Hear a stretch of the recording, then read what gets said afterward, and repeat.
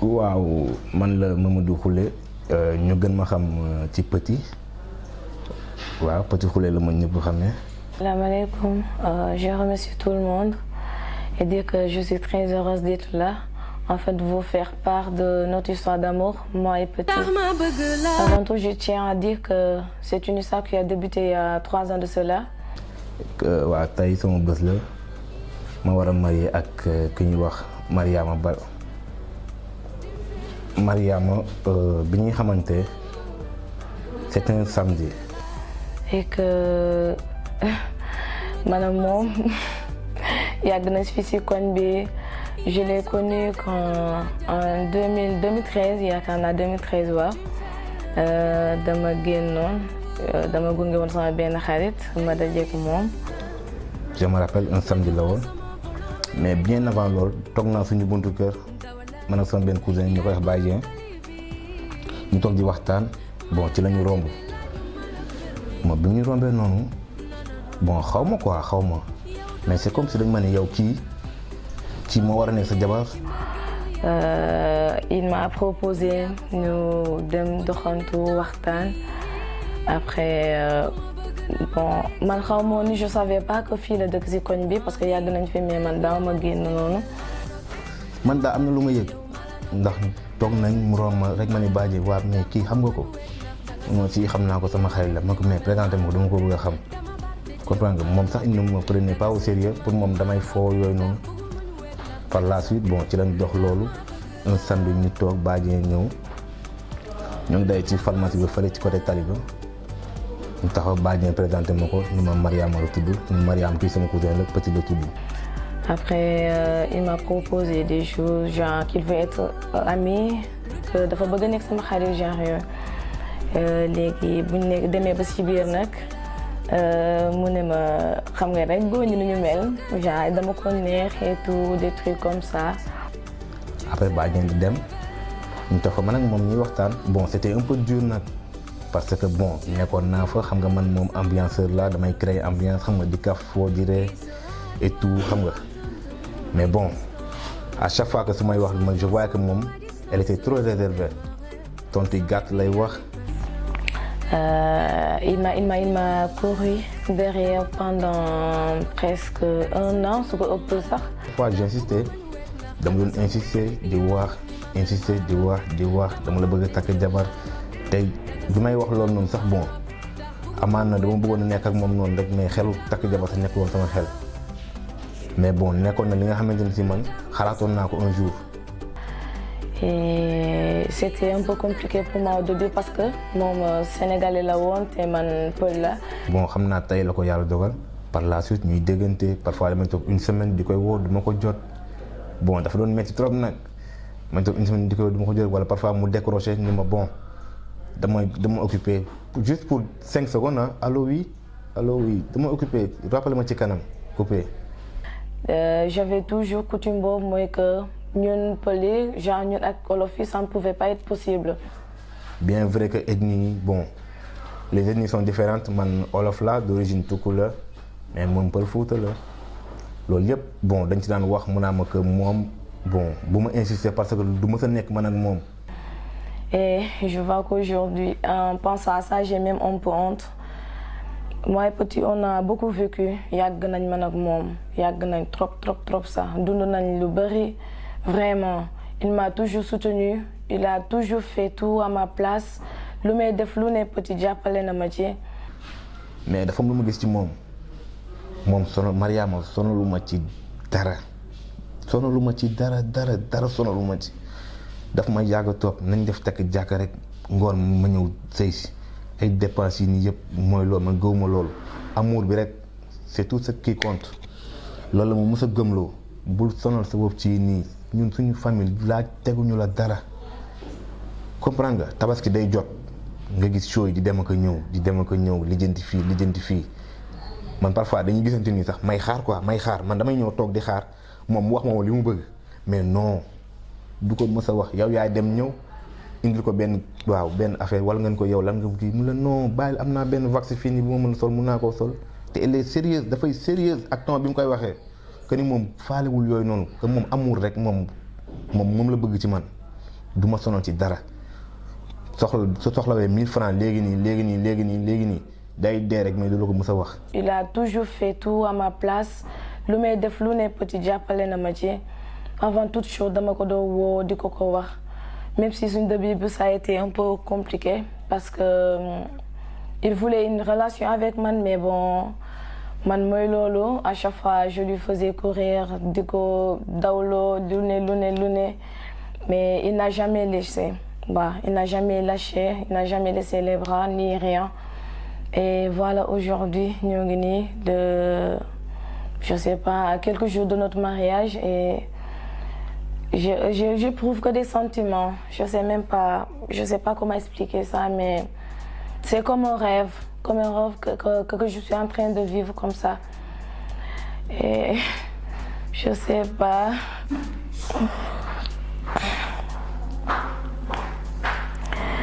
je tiens juste à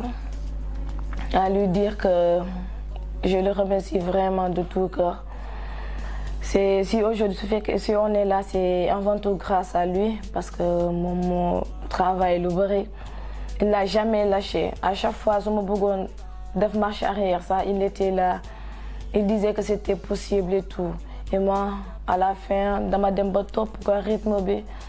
lu ne daj nañ ko si koñ bi lu xam am na ñoo doon xam wax dañuy naan que xaw na jinax bu ñuul beeg jinax bu weex bi ko ñoom ñaar dañu mës a nekk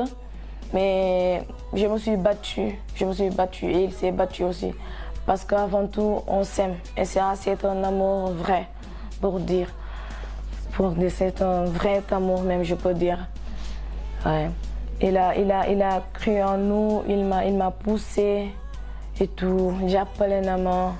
man tamit je me suis battue parce qu'à la fin dama dem ba gis ne vraiment je ne pouvais plus vivre sans lui que mënatuma def marche arrière mënatuma dem si sama mbokk yi ma jàpp ko je me suis battue avec mon père ma mère j'ai tout fait ils ont dit des trucs la famille tout le monde c'est mêlé des choses mais musuma bàyyiwuma et ça aussi c'est grâce à lui. dem naa ba instant man ko yow góor bu sëy ak yow te xamul sa jikko du la defal dara parce que mooy loolu Mariama doo xam man du ma xam soxlaam parfois suñu nekkee ni man ak moom nii ñu seetaan benn affaire ni Facebook ñuy xool su ma déggee benn affaire mun lii nice na rek damay capter loolu mun naan nice na ma lijjanti ci suuf jëm ko lijjanti defal ko cadeau indil ko mais jamais du ñëw mukk ni mu lii laa bëgg Korité Tabaski 31 décembre 24 décembre fête yëpp amul leen lu ma sonal te tey jii mënoon na ñëw ndax bëgg naa ko bëgg boo xamante ne si lépp lu ma laaj rek te ma am ko dinaa ko def su ma amul tamit xam naa ne dinaa ko lijjanti parce que tamit waaw sama mbëggeel ci moom toll na foofu. petit musuma xoolee ni bët genre kii Pël Fuuta la wala du sama mbokk musu kaa def jamais il l'a fait. Toujours il disait qu'il ne voyait même pas de différence entre nous, que je sois Peul ou qu'il soit sénégalais. Il a toujours été là, il m'a toujours soutenu, même quand ça n'allait pas beaucoup entre moi et moi. Il a toujours été là. J'ai fait beaucoup de défilés, j'ai fait des défilés en mode et Petit a toujours été là. Il a dépensé beaucoup, il n'a jamais pensé à des trucs. Il est adorable. Il est tout le contraire de moi, je peux dire. Parce que tout le monde sait que dafa bari wax. Il s'exprime bien. Tout le contraire de moi. En plus de ça, je sais pas, mais musuma xool côté boobu. Si c'était question d'indifférence, quand t'es madame moom duñ fi nekk vraiment. Mais bon, je peux dire que lii lépp c'est parce que dañoo gëm suñu bopp man ak moom et qu'on s'était donné benn projet, un objectif qu'on peut faire. On va changer les choses, que Peul ak Sénégalais c'était bel et bien possible. Et aujourd'hui, Inch'Allah, dans quelques jours, on va se marier man ak moom et je peux dire que déjà atteindre nañ suñu objectif bi même si on est il nous reste quelque part, mais je suis tellement heureuse que tout ceci s'est bien passé. Qualité yi nekk ci Petit moom vraiment je pense que loolu ñi ko xam ñi ko xamul ñëpp xam nañ ko ndax gis nañ ko. Petit On dit que dans ce bas monde, chacun a son âme sœur. Et moi, j'ai trouvé mon âme sœur. waaw bu loolu weesoo aussi maa ngi gërëm sama papa bu baax a baax a baax maa ngi koy gërëm bu baax maa ngi gërëm sama papa bu baax a baax a baax jàppale na ma musuma seetaan ci dara lu ma def neex na ko lu ma soxla mu defalal ma ko seetul ni maa ngi liggéey seetul ni nii seetul ni lu ma soxla mu defal ma ko taxaw na ma torop sama papa maa ngi koy gërëm bu baax a baax a baax comme ni ko sama benn xarit di ma koy wax toujours rek pour ut fenn référence soxla ma ko ma conseil soxla ma ko ma digal dara sama papa rek doy na ma référence ndax xam naa su ma toppee ay tànkam incha allah bon dinaa am mbégte maa ngi koy gërëm bu baax a baax a baax jàppale na ma ci côté bu ne taxaw na ma fu ne sigil na ma ci kanamu ku ne ñëpp sama papa aw ma fayam ay millions la ma fayal sama jàng ay millions laa la wax la ma fayal sama jàng formation bu gën a cher su ma indee fiche de renseignement bi ni ko lii la dafa cher mu ma déedéet lundi nga dem institut amul lu ma taxawoo luyeel ma néeg ma nekk étudiant mu luyeel ma néeg di may jox dépense bu mat sëkk manqué wu ma dara jël oto jox ma ko ni ma bu laal sa xaalis dara sa salaire soo ko jotee dañ ko sa compte banque dimbali ma di may ñaan naa ma dimbali ma sa salaire bu ci laal dara man sax parfois maa leen xaw a dëng di jël si loolu noonu waaw di ci faj yenn affaires yi mais mooy loolu daf ma jàppale trop sama papa daf ma jàppale trop maa ngi koy gërëm di koy ñaanal lépp lu mu mën a déwén yàlla na mën lu ko ëpp. sama yaay ak sama papa moom vraiment aw ma seen fay boo gisee bi ma nekkee xale ba tey sama papa mu ngi may fayal jàng musuma woo ni ma Mariama sonn naa si jàng bi bu ma amee bac bi sax avec mention bi ma ñëw si moom dama ko ne papa dama bëgg continuer sama jàng bi mu ne ma foo bëgg a dem ma ne ko école privée la mais c'est cher mu ne ma c'est pas grave wax ma rek yow ñaata la xam nga te boo gisee suñu famille bi mun naa ne ñi fa jàng bariwuñu ñu bari benn dañu am benn âge bi seen papa jël leen maye leen wala ñu am commencé jàng kenn ñoo ñaan si ne ñu yóbbu leen mais moom il n'a pas fait ça boo gisee tey j'ai 24 ans te di nga wóor doo gis moom Pël Fuuta boo xamante ne jigéen 24 ans te amoo jëkkër bariwul mais sama papa mosuma xoolee ni bët âgé nga wala sa rakk yi ñoom marié nañ ba am doom déedéet maa ngi toog fii këram su ma xëyee le matin chaque fin du mois mu jox ma xaalis ne ma am dama fay lii sa argent de poche la. waaye kenn du sama yaay tamit jàppal aw ma fayal sama yaay aw ma fayal moom tamit depuis bas âge aw ma fayal depuis primaire école privée la ma mos a dugal mosuma jàngee école publique école privée la ma mos a dugal toppatoo ma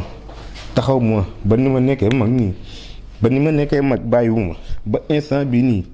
daf may woo di waxtaan ak man di wax fu mu dugg daf sama yaay mun dama koy ñaanal rek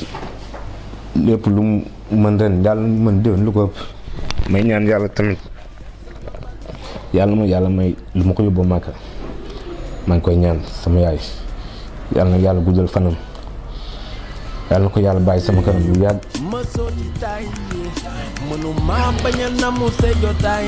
muy moytu maanu sa muslaay sant naa la gërëm naa la yow yaay bala ma mën a wax yaa ma doon wayal tey doomam maa lay wayal. maa ngi koy gërëm bu baax fi mu teg tànkam foofu la te du mos am defet incha allah ca kaw ca kanam rek incha allah ca kaw ca kanam su ko yàlla fayee xolam incha allah ca kaw ca kanam rek incha allah ñu ko ñaanal bu baax yàlla na ko yàlla gën a dëgëral ko ñaanal bu baax ndax lii yëpp moom la da ngay génn guddi sax ba ni ma nekkee mag ñi 22 heures su ma doxee ba ñëw daf may woo ma fan nga demoon parfois dama naan mais dafa compliqué voilà dama naan mais dafa. yaay sama yaay. su ma fi nekk si tout ça c'est grâce à lui sama yaay tamit pareil moom tamit mosuma iñaanee dara lépp lu mu am Mariama tax na ba dañu naan man taawam bi sax c'est comme si man maay caat bi yaa gis. Et là j'ai toujours été près d'elle on a toujours été proches dañ doon toog di waxtaan man ak moom chaque jour xam nga maa ngi gis lu muy dund ci sëyam bi parfois mu métti parfois mu neex saay bu méttee nii yaay nii mu ne ma Mariama sëy boo gis nii la léppay métti mu ne ma da ngay muñ rek donc da ngay muñ so muñ bi rek moo tax say doom yi après yow dinañ dem ba barkeel. Et c'est la même chose qu'il me conseille lu muy dund rek lépp daf ma koy wax nii ak nii la boo demee na nga def nii sa goro na nga ko jàppee ni nga ma jàppee na nga ko jàppee ne wala lu ko ëpp sax na nga ko jàppee noonu mu ne boo demee foofu di nga fa am yaay bu bees di nga fa am papa bu bees jamais tu ne vas pas nous oublier mais quand même